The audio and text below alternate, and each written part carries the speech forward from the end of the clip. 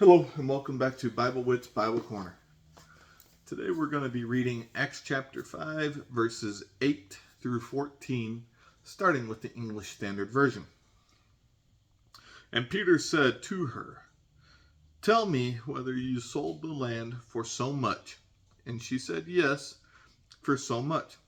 But Peter said to her, "How is it that you have agreed together to test the Spirit of the Lord?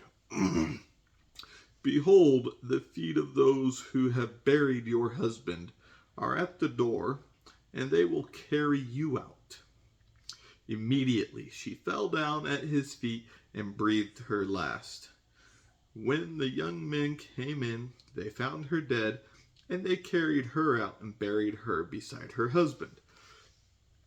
And great fear came upon the whole church and upon all who heard of these things. Now many signs and wonders were regularly done among the people by the hands of the apostles, and they were all together in Solomon's Portico. None of the rest dared join them, but the people held them in high esteem. And more than ever, believers were added to the Lord, multitudes of both men and women. New Century Version. Peter said to her, Tell me was the money you got for your field this much?" Sapphira answered, "Yes, that was the price." Peter said to her, "Why did you and your husband agree to test the Spirit of the Lord? Look, the men who buried your husband are at the door, and they will carry you out." At that moment, Sapphira fell down by his feet and died.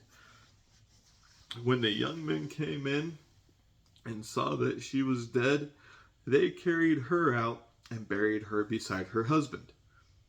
The whole church and all the others who heard about these things were filled with fear. The apostles did many signs and miracles among the people, and they would all meet together on Solomon's porch.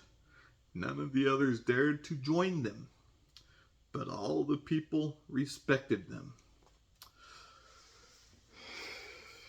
More and more men and women believed in the Lord and were added to the group of believers.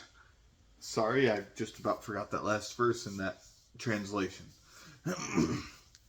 Okay, so as I said yesterday, we found out that Sapphira was also found guilty and died at Peter and John's feet. Or I believe it's just Peter's feet here. I'm not exactly sure who all was there. Anyway. Then it gets down into people were afraid. But then if you read the next couple of verses after this great fear filled the people, we also read that more and more people, after seeing that and hearing about it and seeing all the other wonders and signs that the apostles were doing, more and more people kept wanting to be a part of this amazing thing that we today call Christianity. So, fear. Can fear be a good thing? Well, honestly, that's kind of a hard question to answer. Because if you are purposefully trying to make someone afraid, then no, that's not good. Okay, I might make this easier to answer than I thought.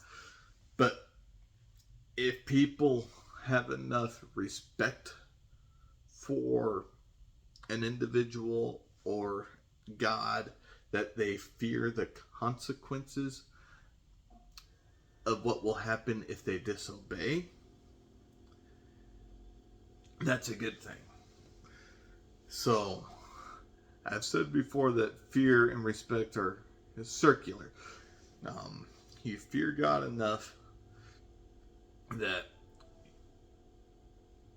you don't want to be punished, or you respect God enough that you are afraid of what will happen if you disobey. In other words, you fear the punishment. You have enough fear to respect God and respect that He will punish you if you do wrong. So it is a circular deal, and it is a very good thing that is circular. That means it can't be broken, it can't be changed. So, in this case here, the fear that they saw, it was something that helped the church grow. Fear can be a bad thing, and it can actually cause the church to be divided. It can cause the church to lose members, this, that, and the other. But if you have the correct kind of fear, a reverential fear, that is good, and it can help strengthen your faith and strengthen the church. I hope you find encouragement in this, and I hope you have a wonderful, God-centered day. Bye.